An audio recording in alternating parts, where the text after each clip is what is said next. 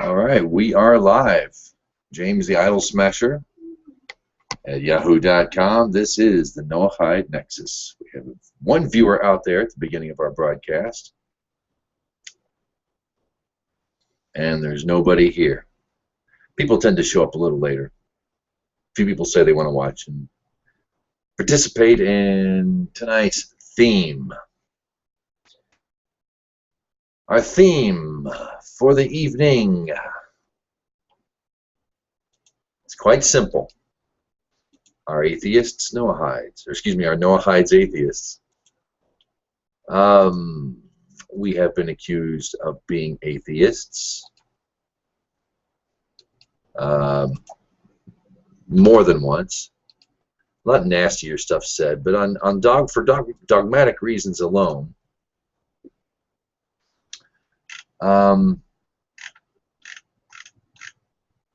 I'm just curious, why are we called atheists? How can somebody who makes a bold claim that yes, there is but one God,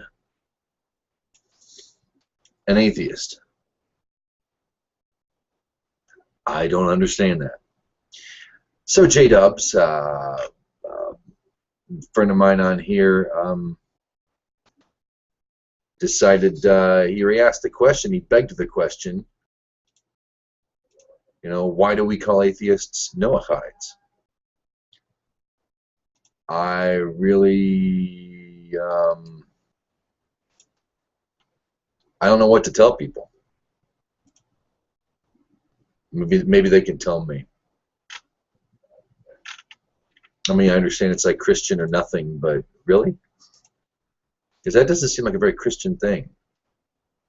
Reuven is here. Shalom, shalom. Glad to have you here, Reuven.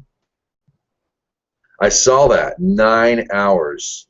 There's a is this the pre-Noachide? Yes, it was a pre-Noachide Nexus hangout. I stopped in for a little while today, but 9 hours. Wow. Well, I get, and it plugs this one. I just hope that people aren't too exhausted to come in and talk.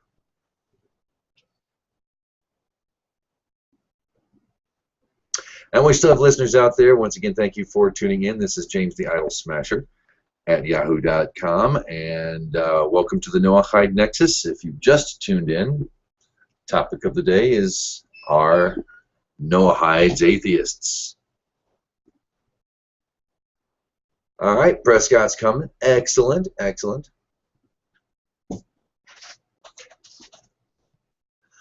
There's a way to do the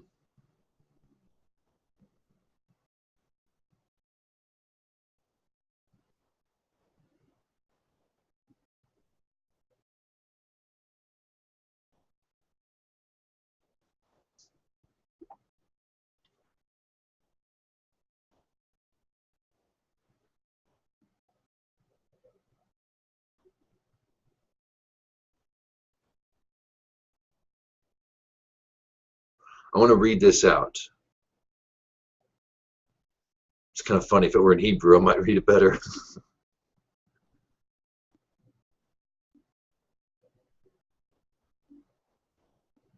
Is it Shehecheyanu? Shehecheyanu? Get that part right? It's one part. Baruch, I would say Baruch Hashem Ata Adonai. Here he has Baruch Ata Adonai Eloheinu Melech Ha'alom She'echenu Echeyanu Bekui Achmanu Vehegeyanu Lazman Heza. Blessed are you, O Lord our God, ruler of the universe, who has granted us life, sustained us, and enabled us to reach this occasion. Did you read all that in Hebrew and just say it in English? Yes. Ah, wow. Commensaries, my man, commensaries. I have my Hebrew is very limited. I'm still in the learning stages, but yeah. You would have put Hebrew and Sanskrit in front of me. All I could tell you is that one is Sanskrit, the other is Hebrew. That's about it. Sorry, I was laughing at Ruth. But if you give me like a series of lexicons and thesauruses on the study, I'd have a translation out in no time. So yeah. See, I kind of want to sit here and keep reading that prayer till I get it down. Yeah. By the way, make sure you focus on John F. Felix because he's showing up a bunch. Because he's showing like a bunch of he's basically showing a bunch of books that he owns and whatnot, and a lot of the stuff that he has. There's some really interesting stuff. I've had like several already. Yeah, there's the Pentateuch. That's really important. Yeah, the Oxford Bible Commentary. That's what that's about. Yeah, but the Pentateuch, that's an important part of reality. That five stuff. What's he got there? The Herald of the Good Realm. I don't know anything about that. For good measure, everybody, welcome Devin, welcome Rob, and welcome John to the Nut Hutch. Glad to have you here. Thank you, sir. Good to be here. That's G-O in brackets O T. I'm gonna take a guess and say that the name itself is probably based on Noah. Am I right? What's that? The Noachide? You mean what is a Noah? I'm sorry, being a Noachide? No, not that. No, no. You just answered my question, so never mind. It's okay. I'm sorry. You gave me the answer I was looking for anyway, so it's no big deal. I've had quite a day and emotional stuff, and just getting ready to we're going for a couple of days down to see some family, and then I came here to do the Google Hangout, and it was kind of like a fly hitting the windshield. It was like 8 miles an hour, and then splat. Now here I am, and I'm just kind of got this neutral zone kind of buzzing around my head at the moment, recalibrating. Yeah. So, would any of you guys want to comment or answer our Noachides atheists? Because I've been called atheist several times for being a Noachide. And if there are any atheists in the room, even I think they might be some good folks to ask. Obviously, the Noachide would say no, but well, what I'd ask you, mate, Idol, yes, Idol Smack. What I'd ask you is, what is a Noachide? Because I've not even heard of them. Noachide, on a broad sense, is just a child of Noah, and in Torah's terms, that would mean all humans. But when we pronounce it Ben Noach and Noachide, we take the effort to pronounce the Hebrew. That would entitle that we are non-Jews, and for that matter, non-Christian or anybody. Well, but anybody could be a Noachide, but a non-Jew who believes in one God. Yeah. Well, it makes much more sense rather for an atheist to be a Noachide because atheists tend to follow the Noachide laws like all the fucking time. Well, so here's my unless you're an atheist, then you don't follow the Noachide laws. If you're an anti-theist, you just don't. But yeah. Well, here's the way I'd put it back to you guys: is that the reality, regardless of who's telling the story, the reality is always going to be the same. It'll be unmoved, unmoved by our feeble efforts to interpret it. But what you're saying about a Noachide is quite accurate in terms of most other good theology, in that we're all subject to those things, the thingies, the goods, and the Cherokees good wolves and evil wolves. So therefore, it doesn't matter what tag we put upon ourselves, we still cannot escape the reality. We just stumble around offering our own interpretations. And when we talk about the experiential world, the sensorial experience, well, we'll always reach agreement. There's just no option. We have to reach agreement. It's when we drop over into the thinking world, or the interpretive brain. Well, that's where all the difference occurs, and that's where belief sits. So gnosis sits in the knowing world, and belief sits in the thinking mind world. So it wouldn't come as any surprise that there would be, you could say something like an atheist is a Noachide, because it would be, if the Noachide tradition is an accurate expression of the truth, as it were, the good wolves and the evil wolves, then that's an atheist. That's a Noachide. That's probably even a Christian. Real quick, I would like to actually hear from a lot of other people in the room before I get going, because I need to go, but I just want to hear what you guys have to say, and then I'll probably respond. Anyone else? Sorry, you just drone on for like a long time. That's all right, mate. No worries. What you want to know? Oh, that's interesting. James the Just. Okay, so no one's saying anything. I might as well. Well, my conception of the Noahide laws is that it's very interesting, more or less, that even back then the Jews more or less had this conceptualization on which people outside of their own religion have to engage, have to necessarily be saved, or have to have a sort of commandments when which God didn't seem overly xenophobic and would just condemn all simply because of worshiping the wrong God. And more or less, it was very interesting because then he says, like, okay, if you worship idols, you're worshiping the wrong God. Okay, you're not even worshiping a God, in fact, But if you don't worship idols, but if you don't worship me, that's perfectly fine. So I think that was actually kind of a very progressive attitude that even back then. More or less, which was fine because all Judaism at the time wanted was for people not to worship idols and maybe to worship God, but they didn't have to, which is kind of funny, really. But yeah, it's very interesting. I say the Noahide law is kind of like the secular, what you might call the first secular forms of doctrine, I guess you could say. That's my view of it. I can see that. Yeah, that works. I mean, because what you're basically saying is the first common sense as in common law, version of the spiritual story.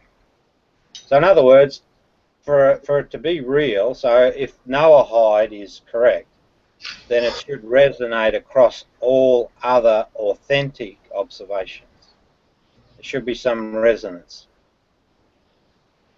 I think the thing that I like about Judaism is it allows you to contradict yourself and be right. Because I know I'm like addicted to Torah. I have to go to it. I'm compelled. Okay, I just can't pull away from it. It works and makes me happy. Yada yada yada. So I stick with it. And yet within the law, there's no book required for non-Jews.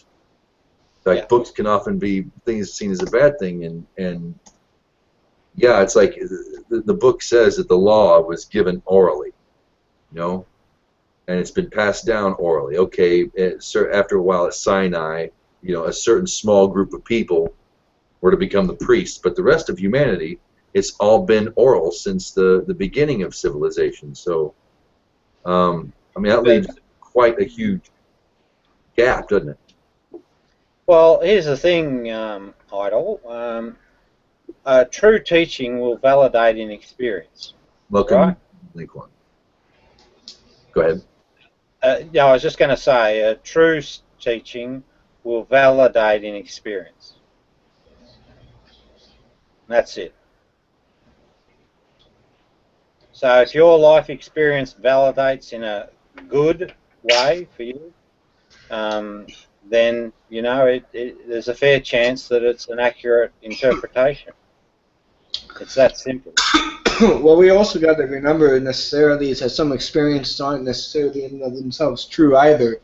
Like sometimes, and in some cases, of course, they're true, depending upon the context of the culture and the knowledge that they necessarily have. Like it was.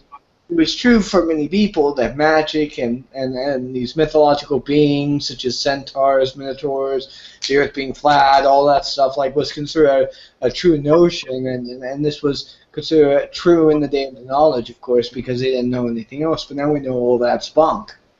So I think The truth in ultimate. what we're talking about is contextual to the zeitgeist. No. Well, I'm not sure if I heard you correctly, but basically what I'm saying is that the stuff that validates to your personal experience is the real stuff. The stuff that you think about and cannot experientially validate is the bullshit stuff. And that's just simple common sense, you know. I mean, if you can't validate something experientially, what the hell purpose does it serve for you?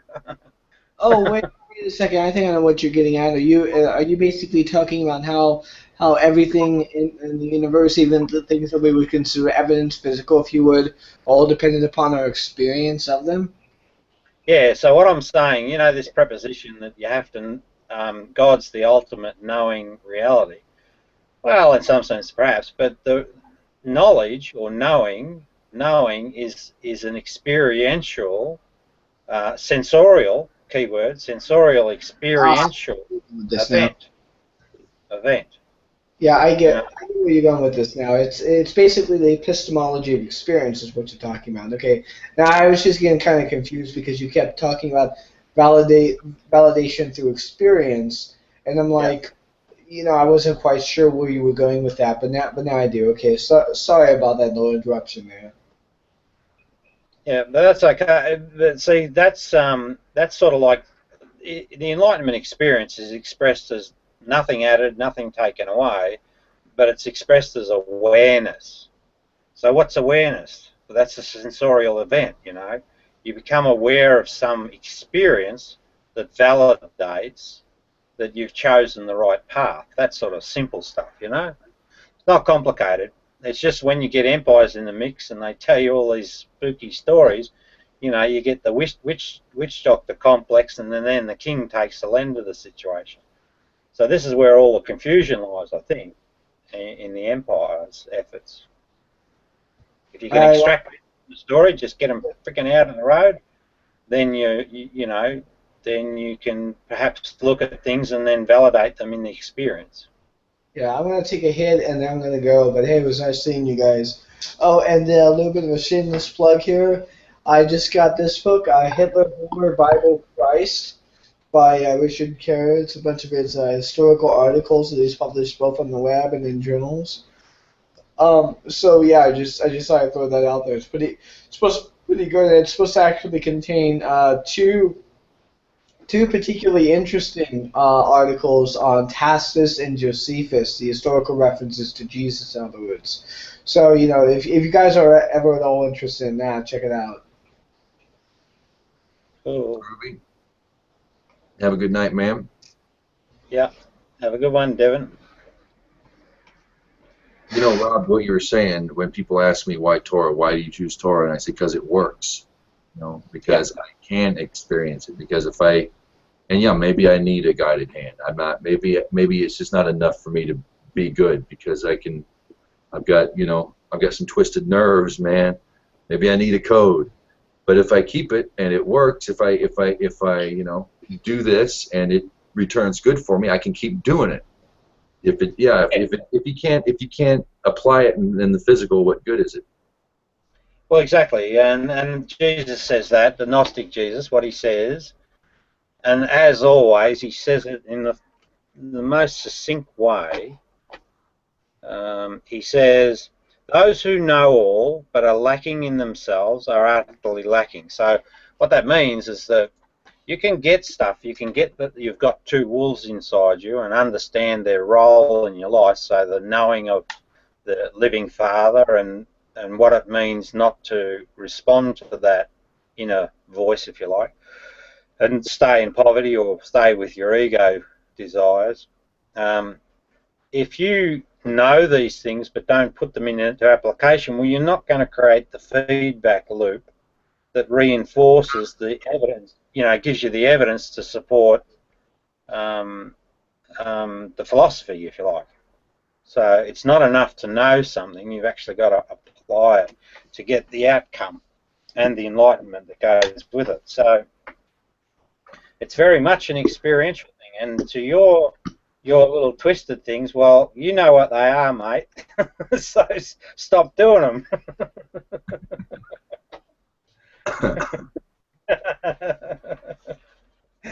This is true. It's really that. It is that simple, mate. It is. I'm telling you, it is. So Adam, And Hi, James. How you doing? I'm James too. oh, hi James. So you're just a person who converted to Judaism, or you Jewish by birth? Or? There was I didn't convert to becoming I didn't become a Jew, but there was a conversion process. Yes, sir. That that led me. It was like a key for every door. It's like you find a key for every door. I found it with the Jews. yeah. I didn't choose it. It kind of chose me. It was, yeah. No, So yeah, I'd put it this way, mate. It was an awareness event for you. You found something that answered the questions. yeah, and it answered it well too, and it continues 14, 15 years later. So nothing added to you or nothing taken away. You just became aware of how you function and how your world functions. Would that be correct? Yeah, a couple things thrown away. Yeah, that came later, and it came with the more I learned, and I had to work on myself first before I could approach some things, I think. Yeah, but I don't think that the old evil woofy goes away. I think it's ever present. It's part of our fibre. But you just learn that feeding that sucker is not a good choice. And it's being able to recognize the evil. Yes. I think that was one of my big things. I was very open. Yeah. Personal responsibility, mate. And in a lot of ways, I was open to suggestion. I did some things I think that were more influenced by the company. Yeah. That I would steer clear from. Well, don't labour them, mate. They're in the history. So let them go. James, did I answer your question? Yeah. So just to be clear, you accept from Genesis to Malachi. I would honestly, I am just a Genesis to Deuteronomy. I'm more of a Torah guy. Okay. I'm not, I don't discount prophecy from there on out, but I honestly, the Torah is enough. So I try not to, I kind of leave that up to discussion or leave it up to the rabbis to teach me. I don't really, I just stick to, as my lovely wife had made dinner. Say hi, lovely wife. Hi, wifey. Hi. She's waving. Anyway. Mm-hmm. Yeah, just a Torah guy. Just the 5 books of Moses. I'll leave the rest of it to the rabbis or Jews or people who know more, or possibly my own interpretation. But I don't know enough about them anymore compared to what I've learned in Torah. If every other of the 20 some odd prophecies in the Old Testament go just as deeply, or even close, then I don't have enough years in my life to go there. I try to keep it simple, and I'm talking on and on, so I'm going to shut up now. Hope that answered your question. Hey man, it's your show. Hey. Yeah, it's my show. Yeah, It's your show. That's enough. Ask me another question. Okay, I'm figuring this is kind of like an introduction to Noahide, so perhaps maybe we can, or you maybe want to go through the 7 laws and what each one entails. John's the man. And thank you, everybody, again, for stopping by. And for the folks out there watching, you are welcome to join in. It is a public event if you got something to say. The topic is, are Christians Noachides? John's got a good point, though. We should point out exactly what is a Noachide. If you're going to look at it in the, keep the Hebrew word in it, we say it in the Hebrew word, that means that, yes, we are non-Jews who believe in one God.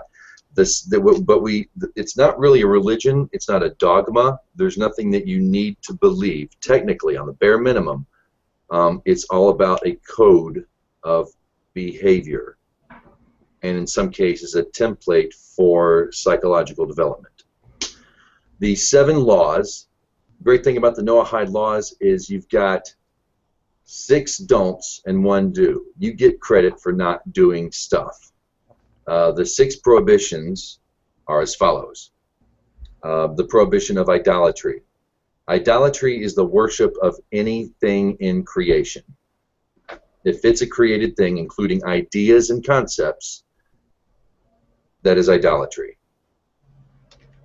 It's not necessarily, because there are some rabbis who will tell you that yes, that means you are required to believe in God, but a good deal of other rabbis will contend that that means to not worship anything in creation. Don't worship any created thing ever, living or dead, or not, or inanimate for that matter, or an idea, even the ones in your mind.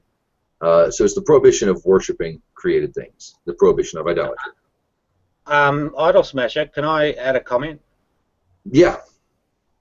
So as you go through those 7, I did look at those 7 laws, if you like, and they intrigued me. And then I tried to find out how they sat with the Gospel of Thomas, the Gnosis Jesus.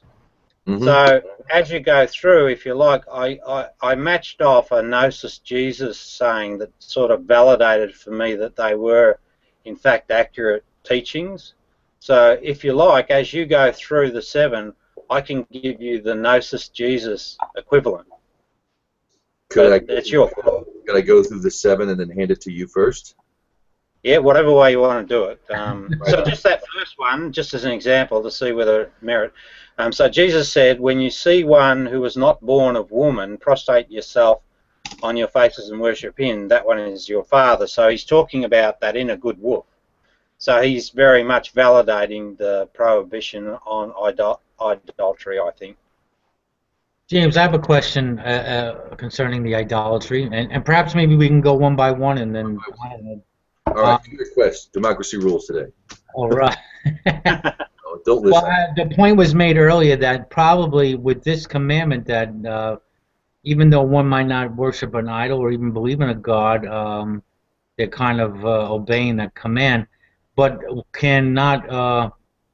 If that's the case, then would not a person then be their own god, and then would that not be idolatry? Well, the rabbis have said the last idol to fall before the Mashiach, before Messiah comes, the final idol to fall will be the worship of man's worship of himself. And that's a very powerful, I think, statement. Because in the end, all that idolatry is a worship of the ego.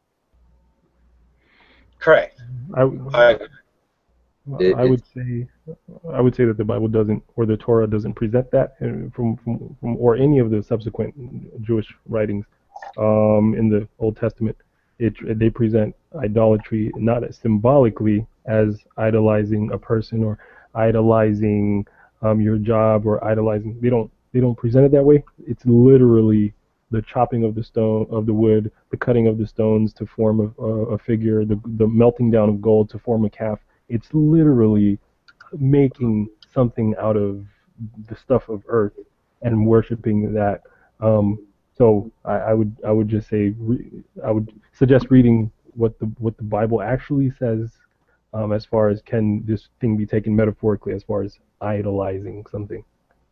Yeah, but I think Idol Smashers is 100% right, at least in a Gnostic Jesus sense. So what Gnostic Jesus would say, and the Cherokee as well, they both say that ego, pretty clearly, ego is the root of all evil, and you would only put an idol up to well, it's a whole false premise. Worshipping anything outside of this inner reality is a false premise. So the Holy Spirit lives within, and that's your guide. That's the good wolf, if you like, in the Cherokee speak.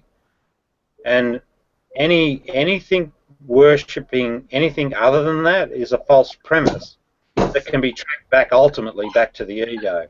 So, like, if you have a temple, that's really worshipping the priesthood. The priesthood is servicing the empire is the ego, and so you're fundamentally servicing the priesthood and the king, fundamentally, which are egoic in their nature. They're about self-serving arseholes that are running a show to serve their own greatness. James, the question I have for you is, if you take somebody's, let's say they worship, let's say they worship, I'm trying to think of like an alien demon thing, and they've got their statue, and they go to their little shrine every day, and they pray to it, and they pray to it, and they bow to it, and they do these things that are prohibited. If you smash that idol and they still continue to pray to that god, aren't they still committing idolatry? Yes, I would say they're still committing idolatry. Okay. All right. And what they're doing in the prayer moment, right? Because Gnostic Jesus doesn't talk about prayer at all, or value of prayer. Let me Oh, sorry. Go ahead. respond to him more fully. There's like, let's say the Ten Commandments. It says, "You shall not have any other gods before me." Right? And Right. is it a separate commandment for them for them not to make idols, or is it part of the same commandment? Well, for the Hebrew, it was put no other gods before me, and it says, "Do not make an engraven image of any likeness anywhere in the earth, the heavens, or the waters below, and do not bow to any engraven image, for I am the Lord your God, and will cast judgment upon the fourth generation," something like that. Okay, so right. So what I would say is, you want to, when you ask me, are they still committing idolatry? I'm only saying yes, you're still committing idolatry in the sense of you're still worshiping another god, but it wouldn't be in the technical sense of them still worshiping that graven image that they've made. So I could be wrong and right at the same time there. But for clarity, they're given both commandments. There's the one commandment to not have any other gods before him, whether or not there is an idol present, and then you shall not make any graven image to bow down and worship to it. So just to be clear. Welcome, Path of Abraham. Shalom. Or salam. Did that clarification make sense? Idol Smasher, did that clarification make sense? Yeah, that's fine. Yeah, but that yeah. See, prayer is a false premise, because prayer is notional. It's in your head, right? The way to know the inner God, or this would be the Gnostic interpretation, is to not dwell in the thinking mind at all. It's about silencing that mind. So the term Sabbath in 1st century AD, that's about fasting. It's not about a day of the week. So I just it's about the inner God, I guess. Sort of losing track a bit, but sorry. Idolatry is clearly wrong. It's a problem. Even the prayer component of it is wrong. What's the topic right now? Technically, specifically, I should say. We were going through just to identify to the listening audience and everybody here the definition of a Noachide, and then to do so, we were going to go through the 7 laws. Right now, we were discussing the law of idolatry, the prohibition of idolatry. We're going through the 6 prohibitions, and we're at the first one. So, go for it. So the first one is prohibition against worshiping false deities. So it would be based off of, I guess, what you're trying to define. What is a false deity, or what is worship? Because it's one category of law, but it's comprised of 2 separate things. No.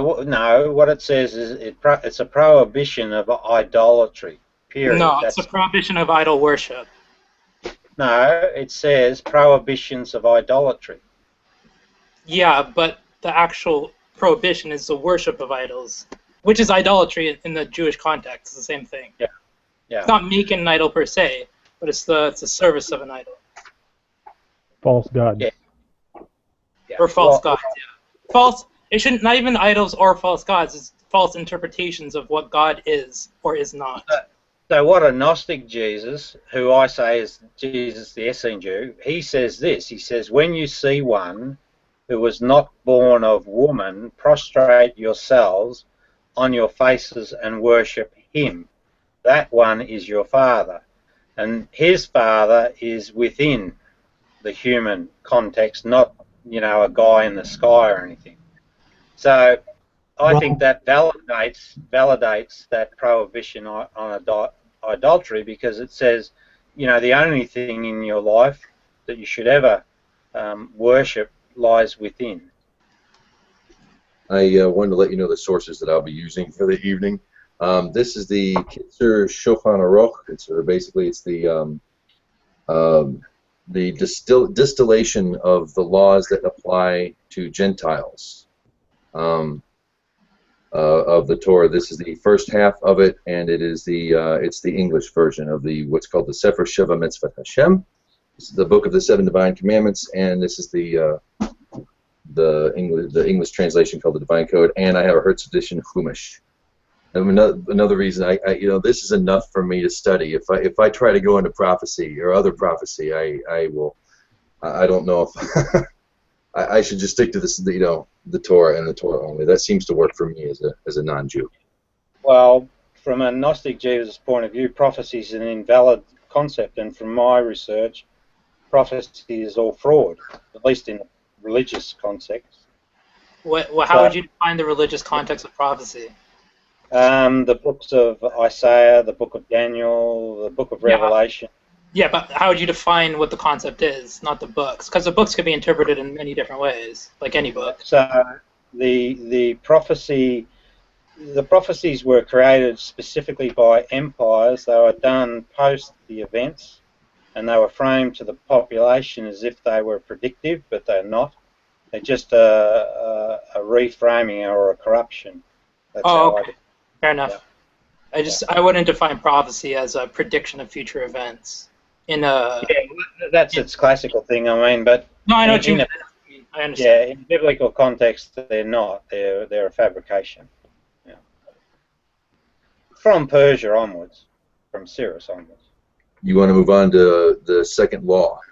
We'll get through. We will eventually get through them. The second law is the prohibition of blasphemy, and I think this is this is probably the spookiest commandment for me. When I read this one, this is one that really I honestly feel the fear of God.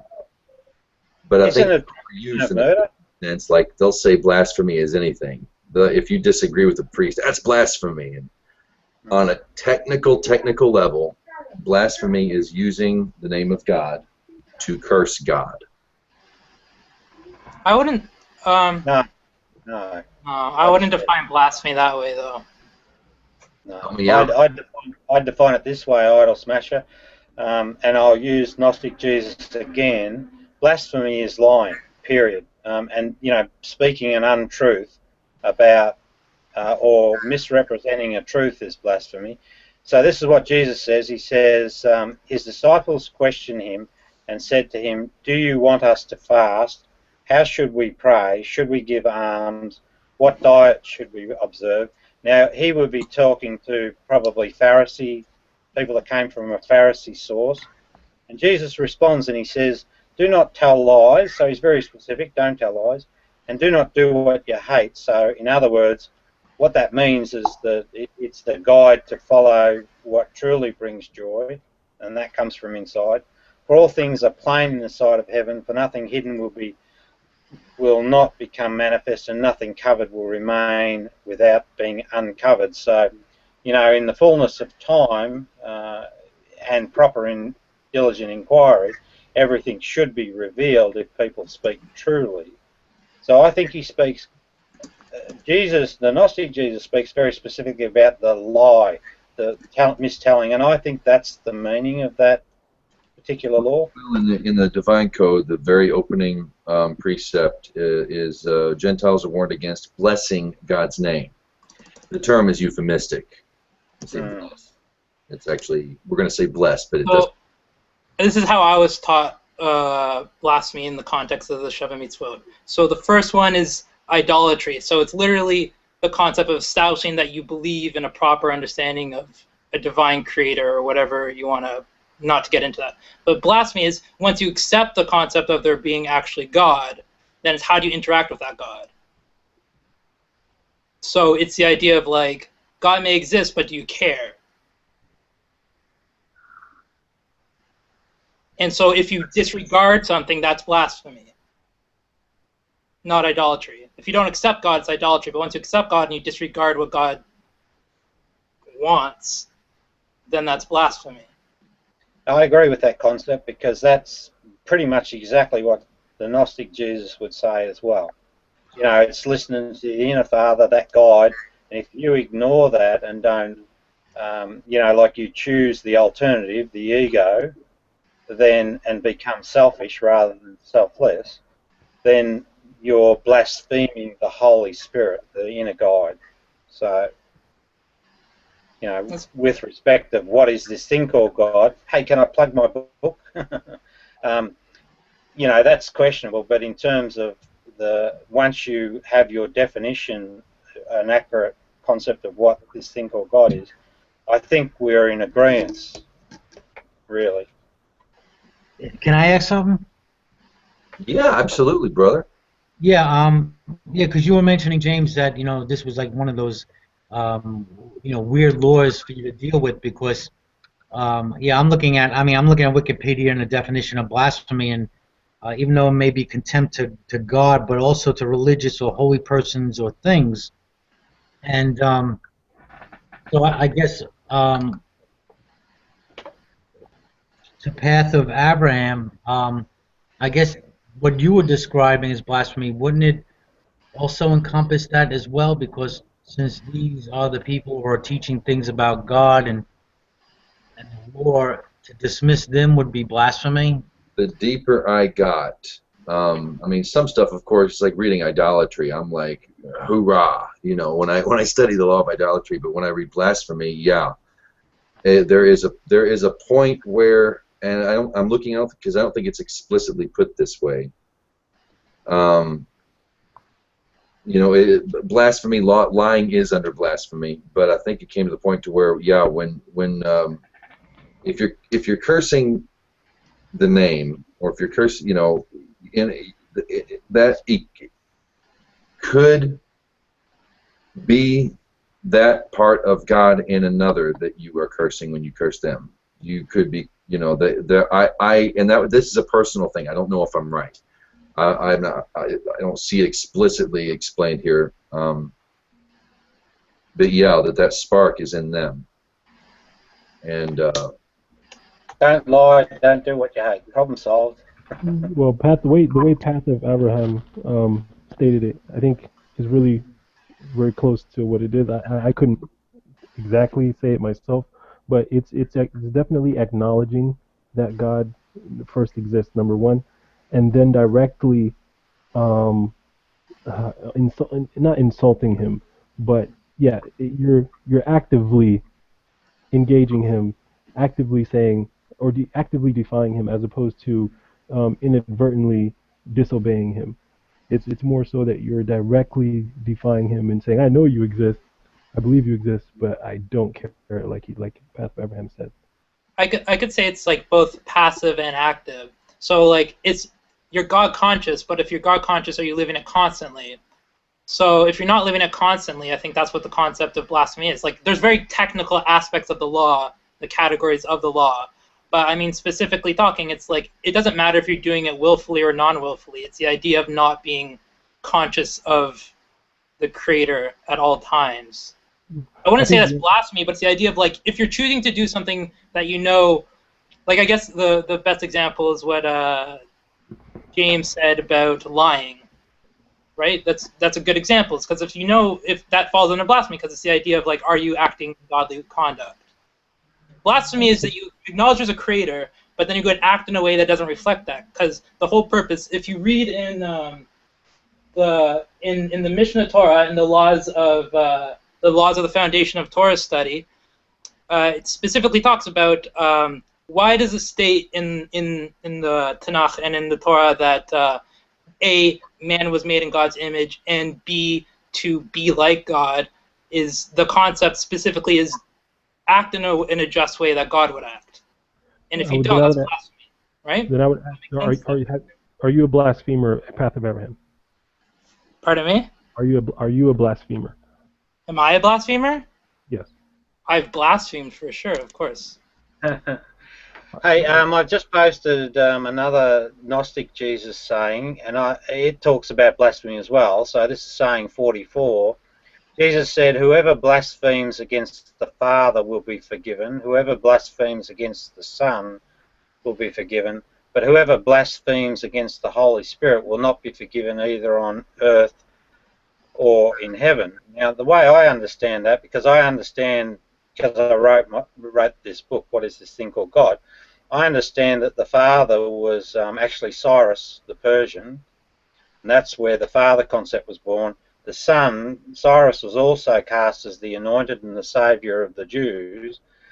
And I don't think Jesus, the Gnostic Jesus, or the Essene Jews Jesus, was a fan of that corruption. So he discounts them as being something that you should be concerned about talking ill of. But when it comes to the Holy Spirit, the inner Father, the living Father that's within all, he says you shouldn't blaspheme about that. And if you think about that, and he says also that you will not be forgiven either on earth or in heaven. The nature of time, the way time works, is that we don't get a second go at it. So in each passing moment, if we're not living true to the inner Holy Spirit, it's sort of locked in. It's a given. And what we do, how we blaspheme, is we actually don't adhere to the inner or that godly voice or whatever, whichever way you want to frame it. And I think that's his meaning.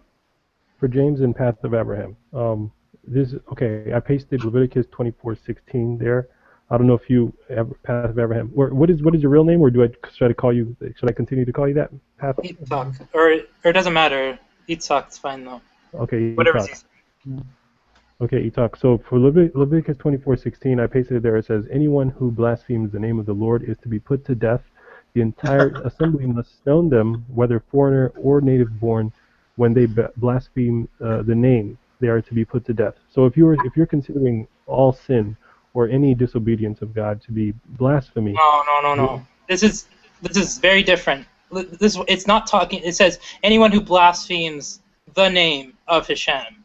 And the concept of blasphemy in the Noachide laws is literally calling upon the name. So if you're trying to say that blasphemy and blasphemy of the name are the same thing, it's kind of redundant in Hebrew. Because then saying, don't talk of the name of God. It's a very specific form of blasphemy. I think that's what it's talking about in Leviticus. Yeah, but that's a false premise. That's more like idolatry, I'd say. Let me give you how it's explained. It's like rebellion, and that's more of a social construct. It's less to do about a theological idea, but more about a social. Just like how breaking the Shabbat is considered to be a capital offense because you're making a statement. Again, this isn't a religious. The Torah is not a religious book. It's a legislative document to run a society. Where does Leviticus fit into the Bible? Is it pre-Isaiah or post? Pre. Well, that's a strange one because that's not valid at all. That's about authority and power, and the God reality is not about authority and power at all. So that's very confusing. I'd like to know the source of that. Let me read you guys what did. Let me finish the thing in the paragraph. The obligation to respect God's name and what is forbidden as blasphemy. Gentiles are warned against blessing God's name. The term is euphemistic and means cursing God, and they are liable for this. Adam, the first person, was warned about this, as it says, and God commanded, and the Lord God commanded upon Adam. This means that God commanded His divinity and authority upon Adam. The three meanings of this statement are: I am God, do not exchange me for another God, this being the prohibition of idolatry. I am God, do not curse. You're muted, or you paused. We can't hear you. Well, it looks like your session's frozen for some reason. His camera might have froze. Give him a couple seconds.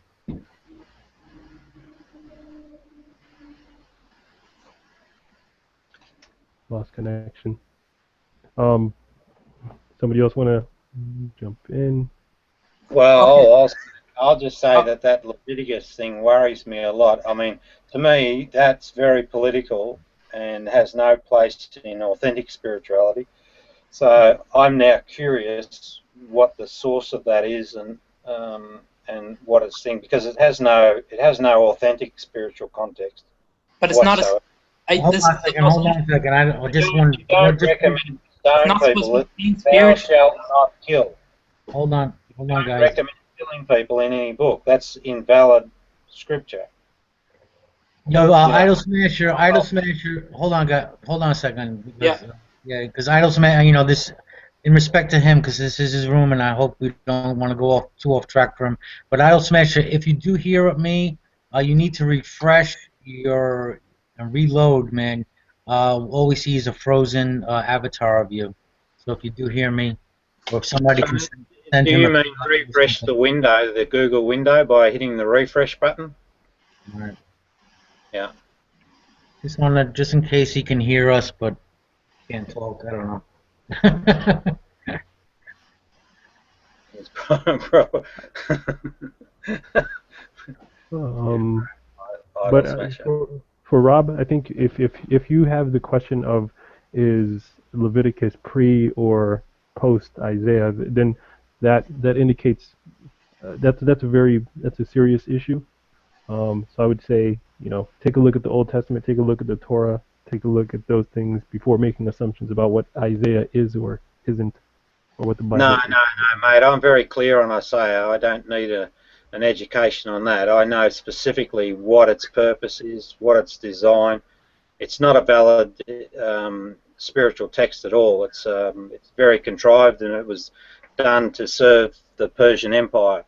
I've got no doubt about that. I think the biggest issue is just having this I don't know, maybe I'm just a latecomer to this group, but I think the way that the Torah and the Tanakh is being viewed is just kind of outside the norms of what at least I'm used to viewing them.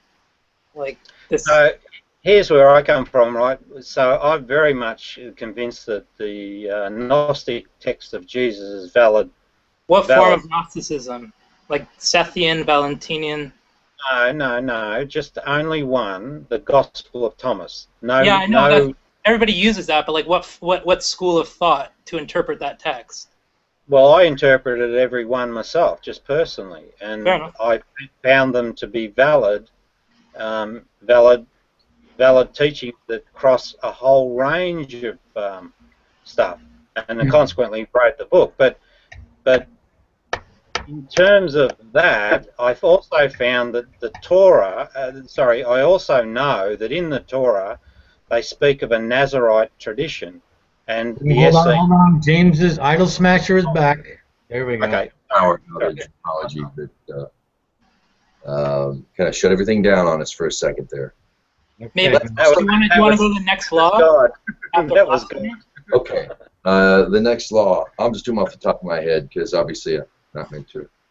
But you got the point probably. Category prohibition, of course. I think this is obvious. It's the murder of or prohibition of murder and personal injury, and that includes slander and libel. Character murder.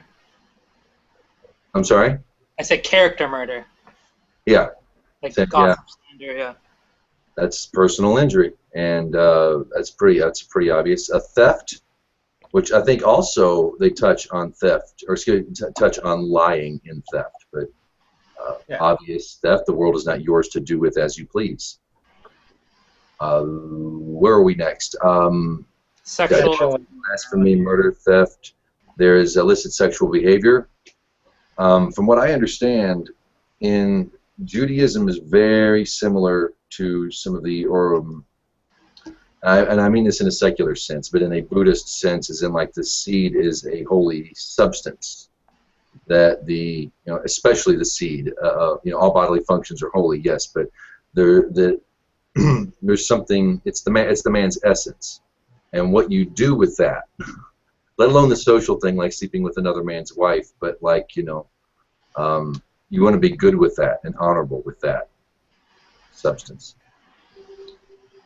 Illicit sexual behavior, yeah, can get us unpopular on TV. You know, we might be unpopular in the celebrity circle for that particular law, but the family is where it all starts, and so the family must be made honorably and the right way. I didn't write the book, it's just kind of what it says. I don't want to get any flack for that, but yeah, illicit sexual behavior is prohibited. That includes incest, that includes adultery.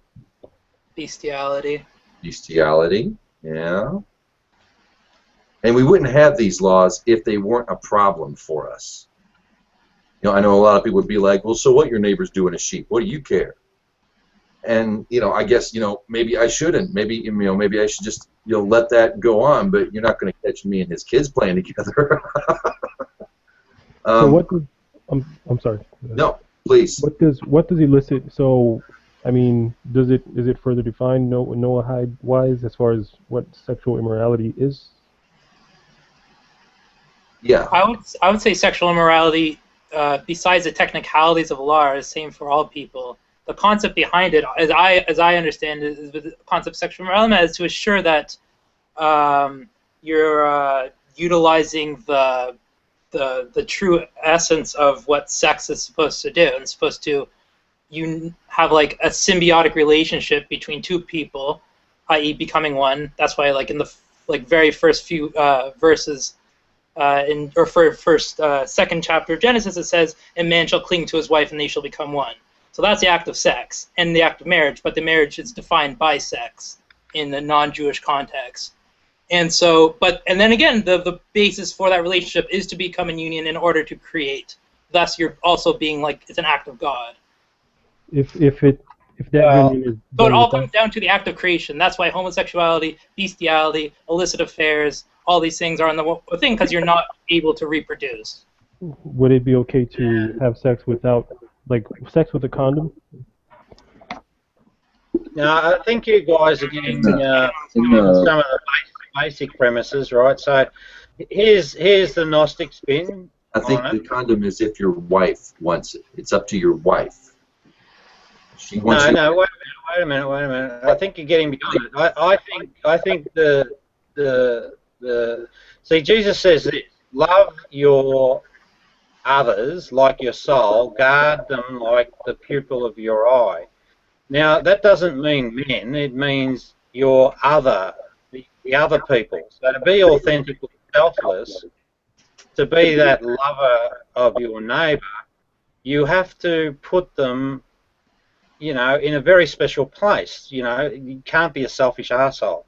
So when you take, and that's the Cherokee story about the good wolf and the evil wolf, right? You treat everyone as your equal. Male, female, doesn't matter. Now, in the Gospel of Thomas, it's the very final saying, this is how Jesus regards women. And the Bible doesn't do women a good service, I've got to say. So he says, Simon Peter said to him, let Mary leave us, for women are not worthy of life. Now, that probably was the Pharisee mindset of the day. And Jesus says, I myself shall lead her in order to make her male, so that she too may become a living spirit resembling you males. For every woman who will make herself male will enter the kingdom of heaven. So what he's basically trying to tactfully do is handle that wrong-thinking psyche that Peter presented and said, no, listen, Peter, we males and female in the spiritual reality are equals, and so therefore it behaves you to respect that person, right? So if you take that mindset into the sexual relationship, then what should precede the sexual event is the love, you know, the loving of the neighbour.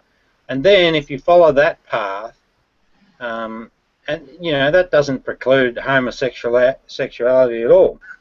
In fact, you'll probably find that a lot of the homosexual connotations come from the Romans, the Matrix. So it's really about loving thy neighbour and respecting the other human essence, and that's the fundamental thing why you shouldn't be immoral in the sexual relationship. I'd like to explain that loving another man or even finding another man to be beautiful is not prohibited. It's just the act of the, dumping your seed up a man's poop chute. Right. That's why I was trying to define what like sex, the concept of sex is from a Torah basis. Sorry. That's why I was trying to define like, the concept of what sex actually represents according to We're getting an represent just having sex like we would in the Western science without a religion. There's an echo. Spiritual. We're getting an echo. Hey, Reuben, I'm sorry. At the Abraham, check your microphone. Get an echo.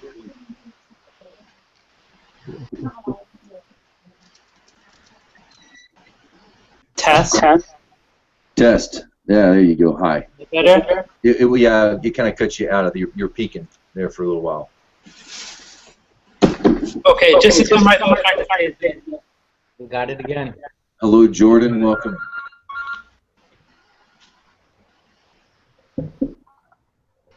Is it my problem? Yeah, It might be a little loud. It might just be. You might want to turn the Maybe I'll volume. talk. It peaks out on you, and yeah.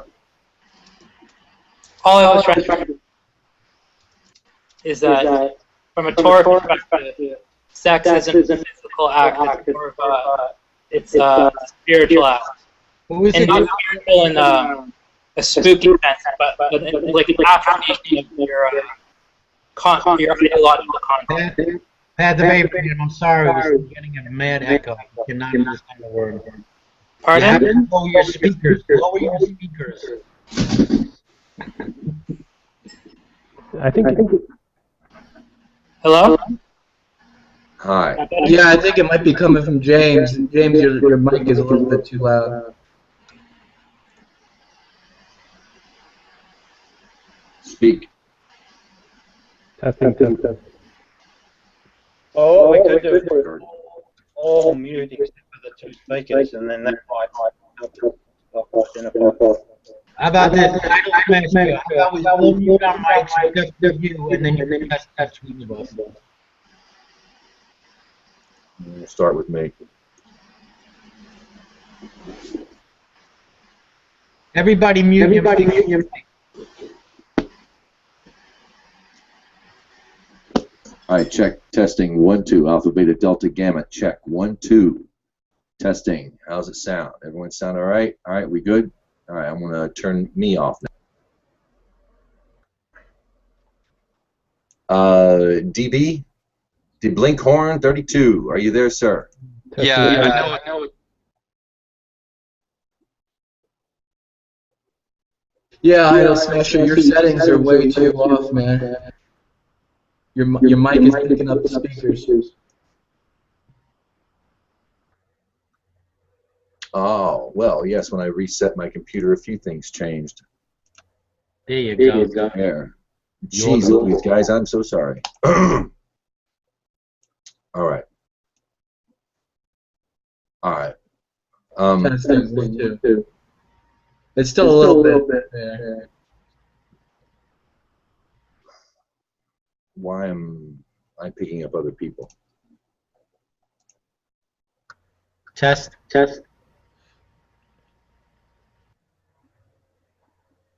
Just try lower your speakers a little bit. It should be fine. My speakers are pretty low. Do you have headphones by any chance? This is the first this has happened, y'all.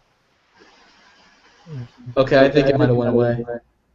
No, go ahead. No, It's not as bad now. it's not bad.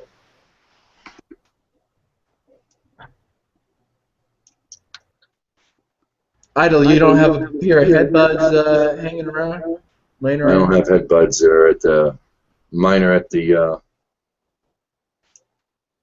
at work. Can y'all hear me?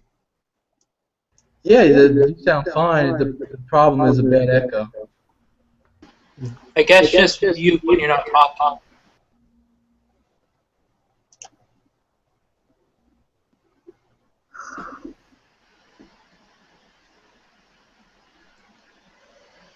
Just try a refresh.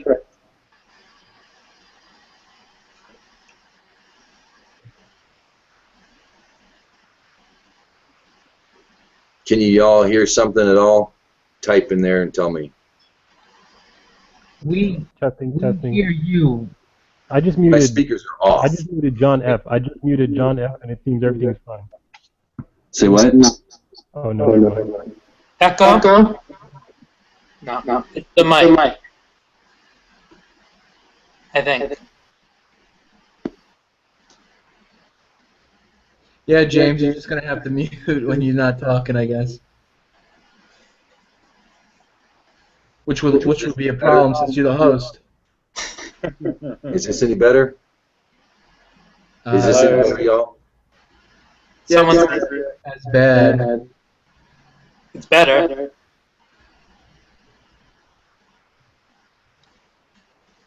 So the fundamental issue. Any better now? It echoes. Idle Smacker, try reloading. I'm back into the reload. See, I have the speakers so low, John. I can't even distinguish the words you're using. I'm just going to mute it, and God willing, I'll be able to fix this here before too long. In fact, I have my microphones turned down, and I'm showing up on there as speaking. So.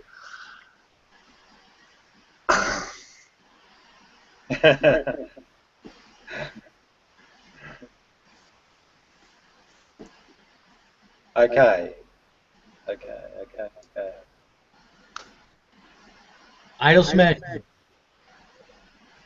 Turn off microphone.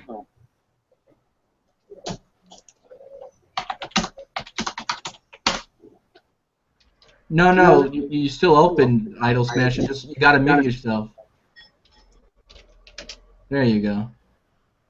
Okay, so that makes it all clear for all, I guess. Oh, if you think your mic is off, maybe you have the wrong mic settings open. Maybe try going to the wheel up on top of your browser and setting your mic. You might have a different mic open. Oh, like two separate mics? Yeah. Yeah, that might be his problem, yeah. He might be having the hand. If he's on a laptop, maybe, I don't know, for some reason he's getting the handheld on the. And he's got an inbuilt on the microphone. Laptop. Did you hear that, James? Yeah, check your mic settings. Do you have more than one mic going? If not, maybe try reloading. Because we're fine when you're muted now. You want to reload the room? There you go. Okay. We'll see. Maybe that's.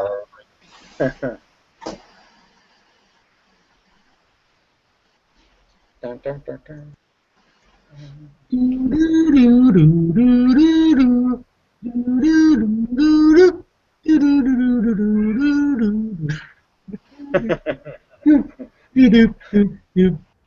Jordan, Reuben has a mic, he just doesn't use it.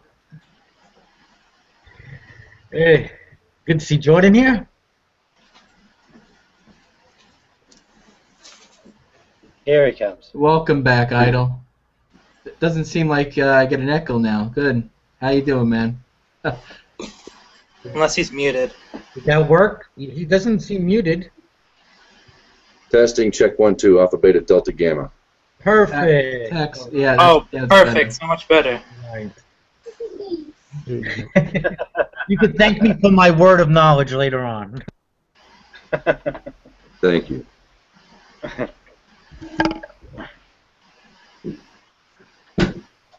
All right, we done talking about the sex part? What in the bloody hell were we?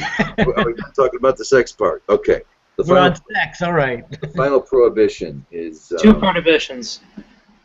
The final... Well, there's 2 negative prohibitions, 1 positive. Oh, okay, sorry. The last negative would be the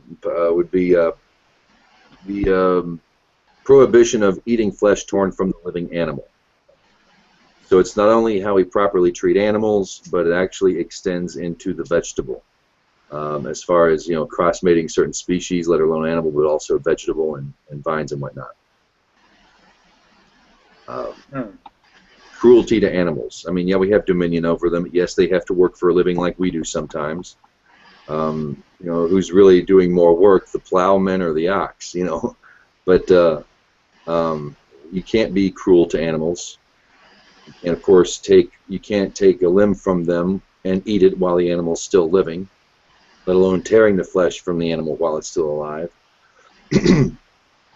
It also gets into how you cannot force certain species to mate, like a vine and a tree, I believe, and which means you have to distinguish between what is a vine, what is a tree, what is not, what is neither. It also talks about which animals, because God gives dominion over all animals. However, we have to kill some of them properly before we consume them. We can't cause undue harm to an animal. And today, scientifically, the kosher slaughter is still the most humane. It's like they've scientifically proven it to be the most humane form of slaughter of animals. However, some animals like crickets or locusts or or a mouse, a house mouse, you don't need to, and you don't need to properly slaughter them before eating them. I don't think there's one given for fish. I'm not sure, but I don't think there's I don't remember having any prohibition or No, I know for Jews, you don't have to do any kind of slaughtering for fish or for insects. I didn't know non-Jews had to, but it does make sense in the context of the law, but I don't think I have a specific way of doing it. It's kind of like the idea of, like, if you live in, like, I don't know where anybody lives, but, like, if you live in the middle of some forest or, like, some small town and they don't have kosher or halal food, then it's fine to eat it for a Noachide, as long as they can assume that it was slaughtered, it wasn't taken when it was still alive, right? But if you do have the opportunity to have a more humane form of meat, then you have to have it. Is that correct? Is that a good way of saying it? That sounds great. Make a good effort. Right. The Amish make a That's all good that matters. Tyson chicken doesn't mean not so much. Right. And yeah, but what's neat is it does extend into the vegetables. So it's really how we treat creation, or how we treat this world that God's provided for us. We do have, and also it's also interesting that this law was not given to Adam. So you'll notice that God never allowed man to eat. In fact, I don't think animals, if I'm right, were allowed to eat flesh. They were vegetarian. God created Adam and Eve vegetarian, and only after the flood, I think it's based on the survival of all species, was meat allowed. And also in this prohibition, we understand what is a clean animal and what is not, because Noah makes that distinction. But that's not for eating. Not for eating, but sacrifice. Knowing these, you really do. It's a zoological, botany kind of lesson in a way. Right. This law, and the final law, which I've been told we can't fully keep until the Messiah sets up the Sanhedrin, but it's to set up fair and balanced courts of justice to regulate or to enforce, the previous 6 prohibitions. That's the one positive commandment. Why can't you? Why are we saying about not being able to fully establish one? I think because the Messiah, and see, this isn't in English, and my Hebrew is very raw and new. But so the second, I don't really know the full details, but from what my rabbi told me, it was because a proper Sanhedrin has not been set up in order to oversee the Gentiles of the world keeping that law. And until the Sanhedrin set up by Mashiach, we never really get to fully. It's still a work in progress, I don't. I think I disagree with that. I've had a few rabbis, so. Yeah, sure. I'm not. Yeah. Tell me something different. They all tell me something different every time. I would say it's complete. It's completely different. I think the concept of a Sanhedrin has nothing to do with. I think if you look at it from like maybe a quote unquote future context, and the two are tied together, because we know that. With the establishment of Sanhedrin, that means we have a temple, that means we have sovereignty in the land of Israel, that means we have ethical monotheism governing the land of Israel and not just what it is now. So once you have that, then if you look in on a prophetic sense, that means then this knowledge of God spreads throughout the world, and then you have the establishment of just societies run based off of ethical monotheism throughout the world. So from a prophetic view, maybe it's the idea there won't be global Noachide systems of government until there's a messianic age, because there's no there's no central focus to where Torah is being taught and being able to spread throughout the world. But that's not to say that some, like the Maldives, couldn't establish a just Noachide society right now. Maybe not globally, it won't happen until there's the Messianic era, but I don't know, on a small scale, I don't see why not. I don't see why it's that hard. I So, agree. But I don't know. Where does the Messiah, how do you say it? The Messiah? Well, you say it anyway, but Say Messiah. Moshiach would be the proper name, I think. Messianic yeah, era? where does that enter the scripture? This concept of a Messiah. Rarely. Like as a personal Messiah, or as the era? Because it's very different. We're not, like, as Christians and Muslims have like a very like individualized concept. The like Messiah is a person, whereas the Torah view is the Messiah is not really about the person. It's about the concept of time. The signs. It's not about the man necessarily. They're very little. Very. I don't think the word "the Messiah" is "ha-Messiah" is mentioned once in the whole Jewish Bible. I don't think. Yeah, it's not about an individual. Yeah, it's about the signs that you see when the nations of the world put down their swords and beat them to plowshares. When lion lays down with lamb, and everybody realizes one ethical law is good for all, and it's from Zion. No. So we're saying that the Messiah. Oh, Jesus, that word's troubling me. But the Messiah event is really an awakening of humanity. Is that what you're saying? The Messiah, exactly. The herald of the. If you want to look at the next evolution of mankind, I think it's more of the getting out of devolution. It's when everybody reaches nirvana globally. Even okay, everybody reaches a level of prophecy. Everybody's a prophet. It's the concept of. That's why, like, the ideas. It's like the ideas like the wolf laying down with the lamb and beating your plowshare and universal knowledge of God. These aren't like big outside concepts. It just means everybody's on the same path, everybody's on the same level. So if you see the things the same way and you have the same goal, you're not going to want to kill each other. You're going to spend all your money to help your brother, which means all of humanity, so there won't be any sickness or famine, all that stuff. It just means everybody's on a higher level to be like, okay, everything that we've been doing for the past 5,000 years was just stupid and doesn't make any sense for our progression. Yeah, okay, well I understand that and I can relate to that, because if everyone adopted the good wolf, if you like, using the Cherokee model, or the Jesus from the Gnosis concept, honoured the living Father, that's when you actually get that outcome. Because it's when we stop being selfish and we choose to follow or feed, as the Cherokee would say, the good wolf, that's when that state actually happens. So it's actually potentially possible. So yeah, that's real. That's real. But when you start talking about a person as a Messiah coming back to reality from an afterlife, well, no, that's not real, because that's where the Persian corruption came in. For sure. Yeah. But you won't find that in Tanakh. You won't find that in the Jewish Bible, that concept. Oh, that's good to hear, because I'm getting a stronger and stronger sense that, see, one of the objections that the Samaritans and I think the Manichaeans had was that the people that came back from Babylon brought back corruption, and the Pharisee tradition is corrupt. But the Torah seems to be pretty valid, and it seems to line up with the Gnostic Jesus. This is our first pea pod of our first bunch of pea pods that my wife just harvested today from our garden. So very nice. Man. Question for you, Tom. Just for clarification, you're Jewish. You practice Judaism, or? Are you asking me? Yes. Sorry, I can't hear you. I'm sorry. Yes, I'm asking you. Yes. Okay. And so from Genesis to Malachi, you're good, or just the Torah, or? Oh no, yeah, from Genesis to Malachi, and then the rest. Yeah, I think it's only Samaritans that believe just in the Torah, and some Karaites, but I'm not a Karaite. I follow Halachic Judaism. Okay. So there's the 7 laws of Noah.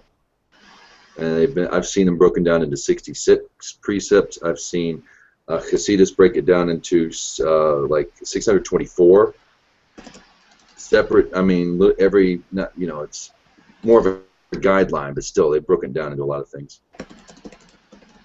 But it's oral, which I think is interesting. That because if Torah is the if the Hebrew people are to be the priests, the priest's priest, who do you call? Who are you going to call? You call a Jew, you call a rabbi. If it's if you're going to be the priest to the whole nation, you have to see you have to see God in them as well. There has to be you have to teach them from some level. And the fact that in Torah Noah is given the law orally, and the law is kept and held to us oral by our oral traditions, if you will. But I just not sure. Why would you stop at those laws and not continue with the rest of what Torah says in Leviticus and Deuteronomy? Yeah, that's a difficult. The 7 are the base. There is the base. There is giving charity. There's no specific commandment to honor your father and mother, per se, but still, there's still obligatory. The 7 is just a base code that we found in Torah, or that has been found. I haven't found it. But. So you're saying for a Gentile or a non-Jew, you feel like you should stop at the 7, and then the Jews only Start with the 7. The 7 is the base. Oh, okay. Start with the 7. It's a bare minimum. It's just like how the Jews' our bare minimum is a Torah, but we can elect to do things outside of obligations. Like you can take on the Nazarite vow. You can you can do a lot of things. So like it's the same thing with non-Jews. Non-Jews have to start with 7, and if they fancy to do anything else, then within the confines of some things, then they're allowed to do it. Why not? If it elevates them and brings them closer to God and closer to mankind, then they should be doing it. Okay. That's how I've been taught about it, though. So I don't know, but if somebody else might say something different. Okay, sorry, what was that? What was that again? Repeat that. Oh, we're just clarifying that these 7 categories of law doesn't mean that this is the only thing somebody's able to do. They can go above it. I think there's only 7 categories of law because it's... So the whole Torah right now, let's just look statistically right now, the whole Torah is for, 14 million people on the planet Earth right now, something like that. And the 7 laws are for like 7 billion people, all with distinct cultures, identities, spiritual beliefs. So to impose a foreign system, which would be the entirety of the Torah, onto people who has no concept or cannot relate to some of the concepts of the Torah that are directly related to the Jewish people, doesn't seem sensible. 7 laws are base, and within the confines of their culture and their understanding, they can grow in whatever they want. Welcome, Wolf. Yeah, well, what a Gnostic Jesus would say is, just like the Cherokee, that there's only 2 things that you need to understand or know authentically, and that's the good and the good wolf and the evil wolf that reside in all humanity, and take full responsibility for it, and the rest should be evident. And those seven laws seem quite valid to me, but what would happen, the thing that eventually brings truth to a law is how it plays out in your own experience. So there's the ultimate arbiter, that's your own person and your own life experience. So that's why I say that all truth belongs to the sensorial experience. So Idol Smasher, could you restate the topic of the hangout just to be clear? I've had some, not just I, there are other Noachides here, have been accused of being atheists, or we've been labeled as such, which kind of makes us... Like what kind of atheist? I don't understand. I don't know. Like clearly not like an anti-theist, but... That we're atheists. That we've been saying... Not even agnostic, but the word atheist. So there's some people that say if you don't accept Jesus Christ as your Lord and Savior, you're automatically an atheist. Mm-hmm. And if you do that, If you run it, if you do hangouts as long as me and Idol has done, you'll get called that a few times. You'll get called an atheist too. Yeah, but if you take the conversation at that point to the experiential, sensorial experience that you have and give them an example and say, this is how I validate my religion, right, in a real way, then you can turn to that particular person that's accusing you and say, don't you have that experience as well? And, you know, that makes their claim invalid, really. I guess if they're saying like God is a physical. Trouble. Sorry. I was just saying if they're saying if God is a physical being that did physical things, then I guess I'm an atheist because I don't believe in that. Yeah, me neither. It's rubbish. There was a line in Exposure. She's like, "Are you going out to do the Christmas thing?" And the lady, this old lady, says, "Oh no, I'm an atheist, Joel." Really, you don't believe in God? And she says, "Oh, I believe in God. I just don't think that she can be a human being." There you go. And that's right. She's speaking truth.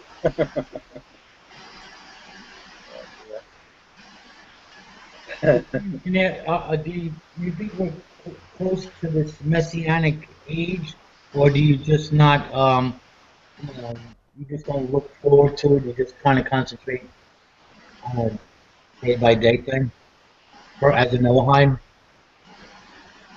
Any minute, any minute, any day. There is a theory that the Torah marks out the whole history of mankind basically ahead of time, and we can see that in each verse. I don't know much about it, but I've heard it said that we're reaching that 6,000 year mark, and we are. I mean, it's 5775. 74. Yeah. Where am I? But yeah, so we're getting close. That's one theory, but how far off are we? Waiting for the Messiah too. So. How would you generally break up those 6,000 years as far as the eras that we would be living in? No. It's 5,000 years since Adam. It's not from creation of the universe. It's not from the beginning of Genesis. From the end of not from the beginning of the first chapter of Genesis. From the end of the first chapter of Genesis. From Adam. Or the beginning of the second chapter of Genesis. That's when the 5,000 year counting start. Before that, we're talking about epochs, like billions of years. Like it could be thousands. It doesn't matter. But the 5,000 is not about from the beginning of creation. I'm talking about from Adam. I'm talking about from Adam. So I've heard it said that the sages would say there would be 2,000 years of lawlessness, 2,000 years of Torah, 2,000 years under Messiah. Is that incorrect? Maybe not. Maybe not. I don't know. I haven't heard that before. I think the Ramban says that. I think I read that in a book. I don't think I have it here though. But I've heard that before. Yeah. And then the 6,000 it resets because it's in that 7 cyclical system of the Torah, right? Okay. So where are we at now? What's the date of this year in that 6,000 year calendar? 5,774. So what you're saying is that there's 226 years to go to that event. According to one opinion. Yeah, yeah. That's the most best way to say it. That's a opinion on the matter. There's also an opinion on the matter that'll happen tomorrow. So anywhere between now and the next couple hundred years, I guess. And that calculation was done around what, Jesus' time, as far as calculating how far from Adam we were. Is that correct? So there are differing opinions on what the actual calculation would have been. Welcome, Prescott. Is that correct? No. I don't know. When the Torah was given at Sinai, I mean, there'd been lineage since Adam. Okay. Go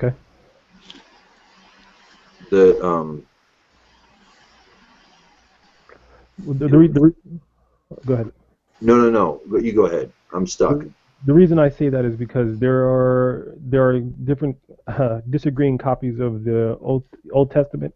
I happen to agree with the 55774, but there are other versions where the dates or the ages of, let's say, Enoch or Methuselah or other people in the first couple of fathers after Adam, they're a little like 100 years more or 100 years less or whatever it might be. So you end up with a different number than what we have now. So you end up kind of somewhere around, we would be at 7,000 years now, something like that. So I just want to say Sorry, I have to go. Will you guys be around in an hour? Yeah. Okay.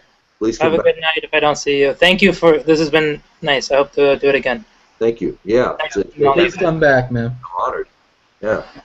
Shalom, shalom. Shalom. Peace. Yeah, well, if you want to talk about predictive timelines, well, Nostradamus would put it at 2057, I think, which is about 40 or 50 years away. But his prediction's not quite a nice solution. But then if we come back to the real world story thus far is we had a... So to me, the barrier, just like in a person, right? In a person, the barrier to your enlightenment or your peace and everything is your ego. That's pretty... For me, that's a definite, and it seems to fit all of the teachings. Buddhist, the whole lot really, or at least all the genuine ones. So in the larger group, what an ego is an empire. Well, as Reuben well knows, my story tells a story of two empires that travel through history: the Persian or the Pharisee Empire, and then the Roman Empire. So in the 1600s, we had what was called the Enlightenment period. So that's where people started to wake up the problem that the empires were causing. That naturally evolved into the wave of revolution. Unfortunately, the empires still survived, and we seem to be going through, I think, that same sort of motion again, where the general population, the majority these great separations of wealth in our nations, the injustices in our political systems are really starting to invoke the Enlightenment episode again. So, if we look at history, what should follow would be another revolution.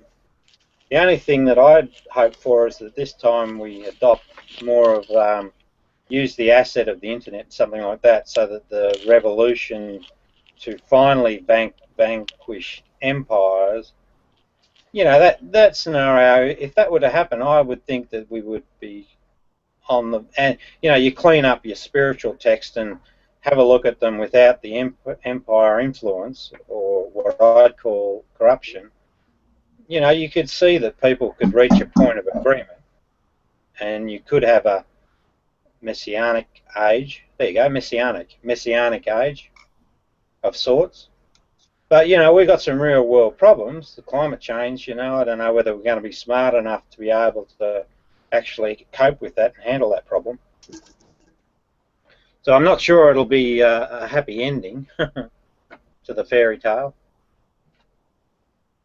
My rabbi was, one of my rabbis was pretty adamant that it's all going to go back to death and taxes.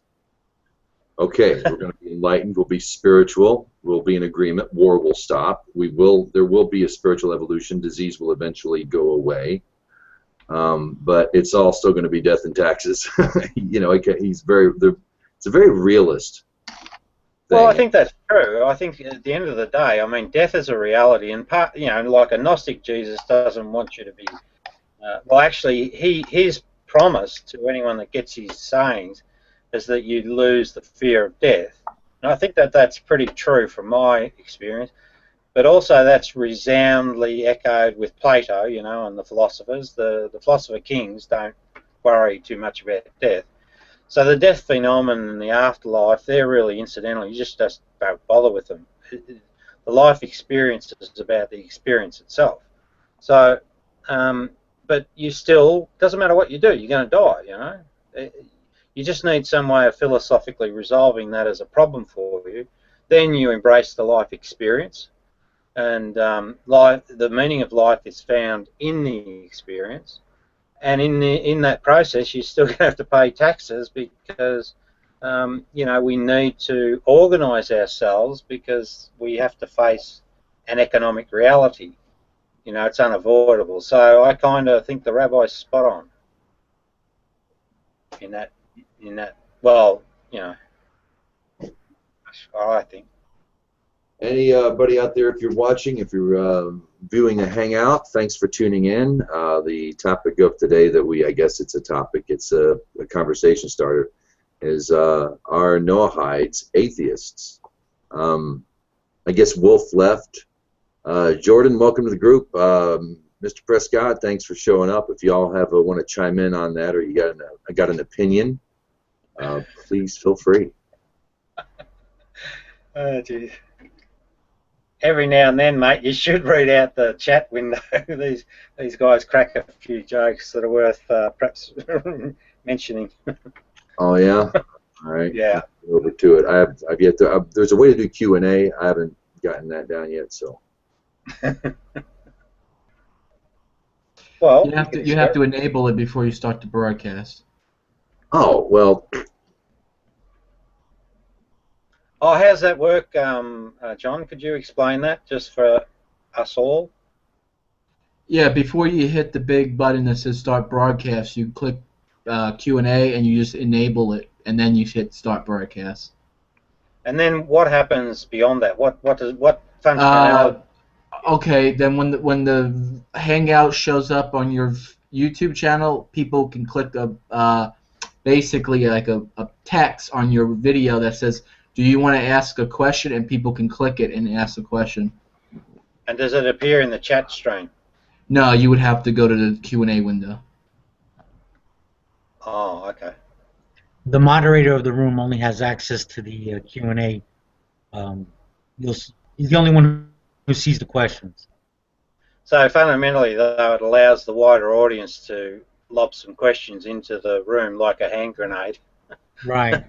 Like your event page on Google Plus, just to reiterate what J-Dubs is saying, on your event page on Google Plus, you'll see a Q&A button. You have to press that before you start the broadcast. I got it. It's loading as we speak. So if you're viewing this out there in the wonderful world of the internet, please feel free to ask a question. It won't work, Idle Smasher, because you already went live. You have to do it before you go live. One for next time, mate. Reuven, you know, this was brought up to me earlier. He says it is transitioning from a male religion to a female religion. That's really. I wish you had a mic. Yeah.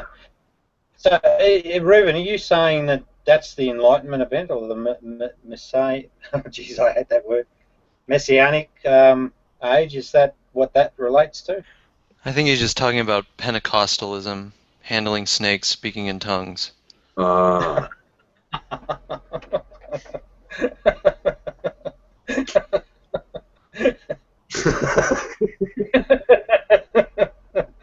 guess you don't have too many churches like that in Australia, do you? Hey, what's that, mate? And if your snake, and if your snakes, if your Don't snakes, kiss our snakes, mate, I tell you. Sorry, what'd you say? I said if your snakes are speaking in tongues, then you're in real trouble. We got some badass snakes out here, I tell you. You don't play with our snakes. Jordan, where are you from? There are two churches. Hey, can you hear me? Is my microphone working? Hey, hey. Yes, whoever you I live in Georgia. You're an American, all right. Yeah. Yeah, there are. One got bit recently, you know. One of The pastor of the one in Kingston actually died, and I don't think the church has gotten up and running again. It was called the Church of the Lord Jesus Christ, and then we got another one called Wade's Chapel over there near the airport, and it's more like a family church, but I think it's more like an inbred family church. Oh. Church, everything's relative. But the one in Kingston, that's the one that's they've done documentaries on a few times. You'll see it on, like, you know, your PBS channels and stuff like that. Yep, just right down the road. Wow. Okay, you weren't kidding. Well, at the end of Mark, he says that's one of the signs of the faithful, right? Handle snakes, not get Well, harmed. he didn't, but someone else after him Yeah, did. right. I'm just saying the gospel says that. That's all I meant. The long ending, I think.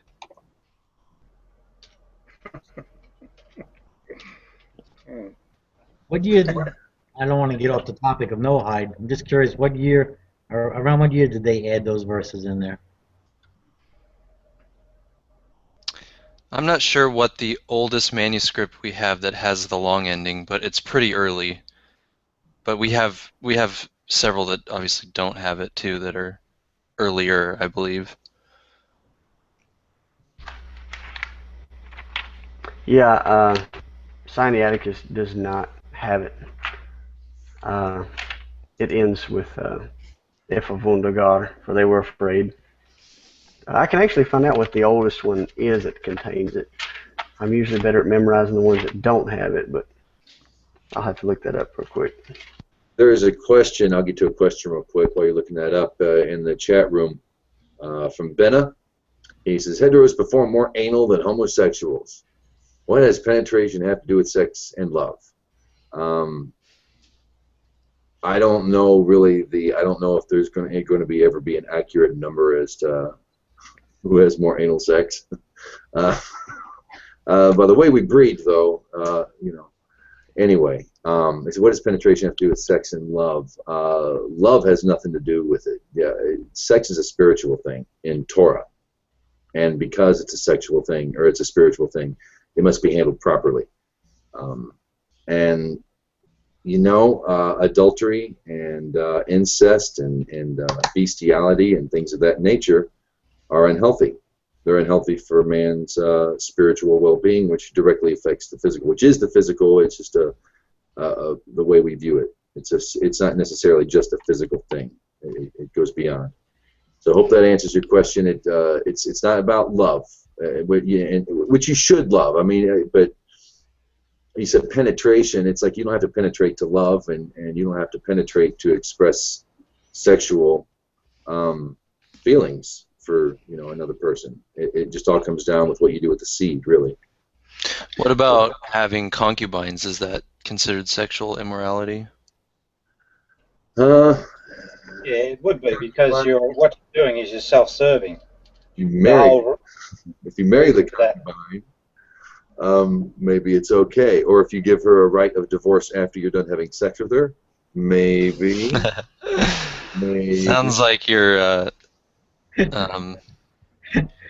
getting pretty legal. Well, it's judicial. That's the whole thing's based on law. These are why Jews are the best lawyers. They're always looking for the loophole. They made it. Yeah. But the underlying premise is love thy neighbour. That's the thing that crosses most religions, love thy neighbour. And then part of your neighbour is your good wife. She's your spiritual equivalent. So I think if you can just leave the penetration business until you've sort of established the relationship, the respect for the other human that you're going to enjoy the sexual act with, I think that will always hold you in good stead. You shouldn't participate in sex just for your own gratification. You may as well go on. There are other ways of resolving that little problem. But when it becomes a relationship with another human being, then I think it's important that you honour that principle of love thy neighbour, and that other person is your equal, and make sure that in that act you're really being considerate of them. And I think that you'll get a better experience too if you adopt that approach. I have a question that's relating to the topic, kind of. Well, Judaism. I've always heard it said that when it says love your neighbor, it's really just saying love your fellow Jew. Is there any basis to that, or is that just a bunch of baloney, or what exactly does neighbor mean? Yeah, love your neighbor and the golden rule are seen two separately. Love your neighbor as yourself, because Jews live in their own communities usually. So at the time that particular commentary was given, Jews were to live in a community. But the golden rule bit is, don't do to others what you would not have done to you. Yeah. Yeah. Yeah, but the love your neighbor, yeah, that was written in the context of just Israel herself. It's not really Okay. necessarily extends, because what if you're a Gentile? We got all kinds of crazy beliefs, and people do some crazy stuff because we're crazy people. And so if your neighbor is a goat lover, you don't have to love that. You're not required. That's not a commandment to you. But yeah, because Jews live in a community. But you are required to respect that animal, and treat it with due respect. What if the animal likes it? It's still wrong.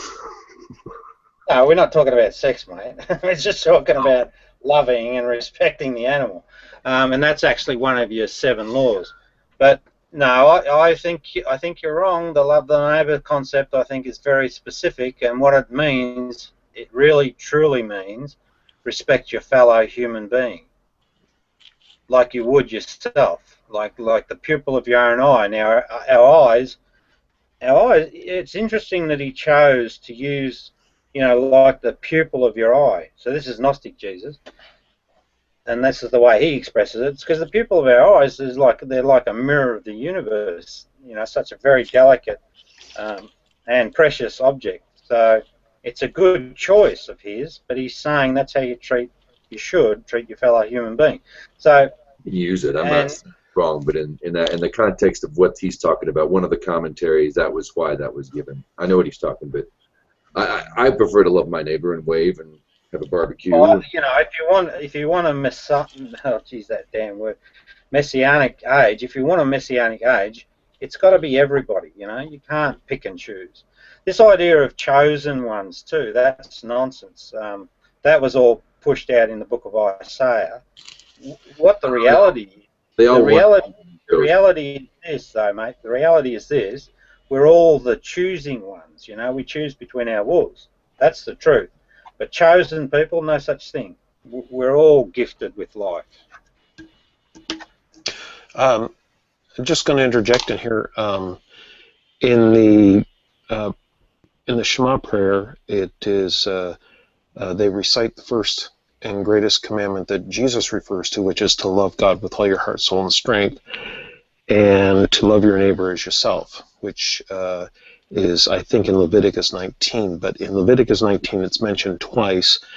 The first time is in reference to a fellow Jew, which I think is, I don't know if that's specifically the one that they would be referring to in the Shema, but the second time it refers to, and Reuven mentioned it, refers to the alien and stranger among you. So it's referring to others outside of your own kind. Nice pipe, Idol.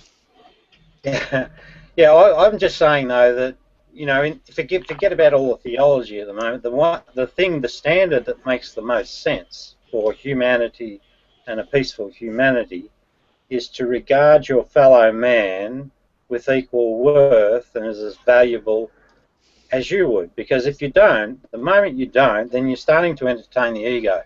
You're starting to buy into the idea that we're somehow special or more privileged, and that's false. That's just and that's that Paul Piff study. I'll share that with you guys.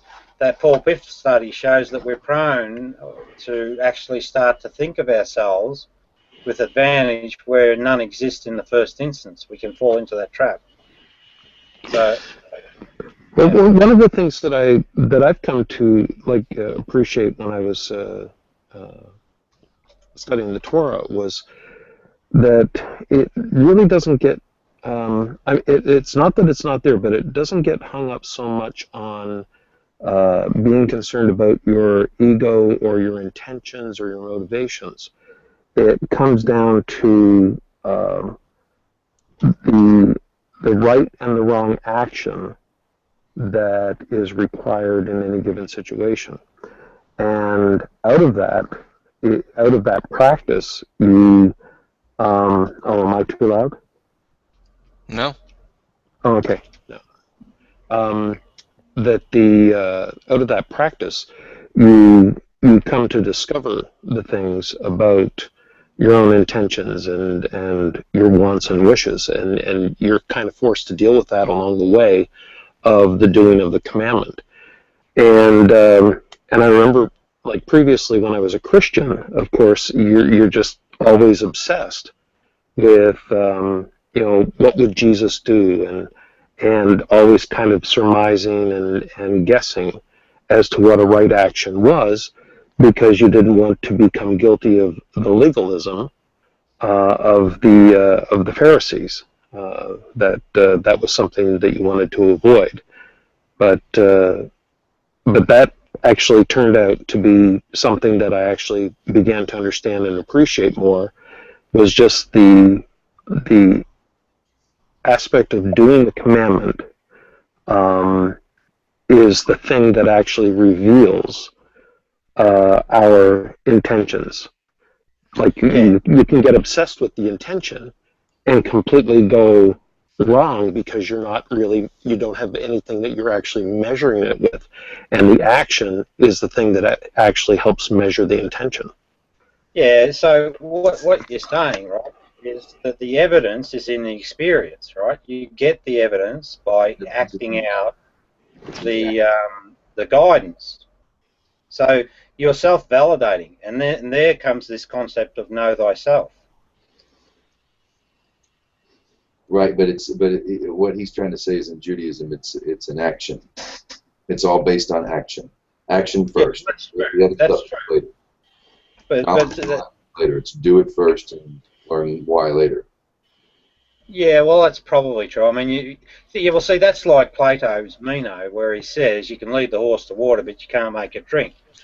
And so he's talking about the virtues. You can't teach virtue. If we could, we'd have a world of peace, and we don't. So what has to happen is the person has to make the choice, between being a selfish asshole or a good person, and it's only in that experience or the doing, as you guys are saying, so you're correct, that we actually get the feedback of the experience, and then that validates. So we then get a positive reinforcement loop happening, and we want more of the good stuff. And so we are talking about the same thing.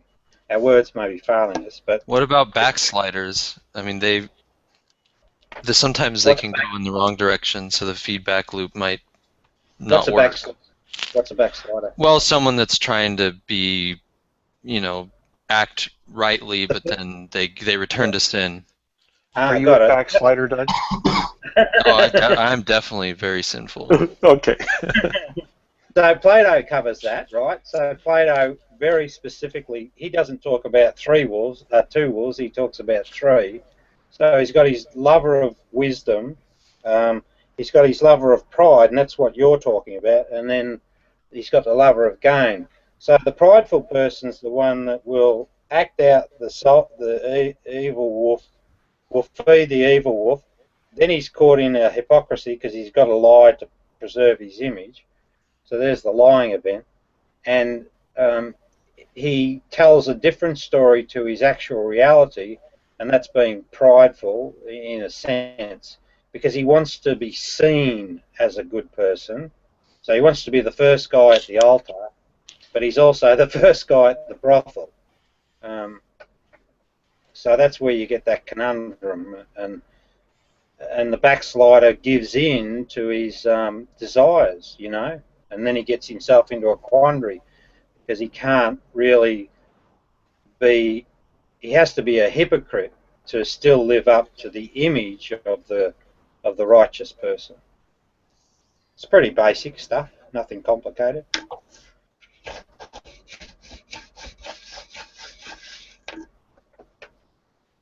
What you've done, boys, you're all pensive.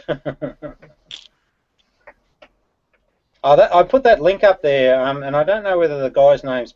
I know his name is pronounced Paul Piff. That link there shows you some science research on this ego thing that resides inside us all, and it's a brilliant piece of study. But if you ever get it, it's an 8-minute watch, so it's not a long one, but if you ever watch it, pay attention how the academic world reacts to this guy's findings, which I think his findings are really valid, but what I found terribly interesting was how the world, if you like, jumped on his findings and really wanted to really not hear them, basically. It's a really good study. All right, we're going to go ahead and stop the broadcast now. Thanks for tuning in, y'all. Appreciate it. You're welcome to come and join.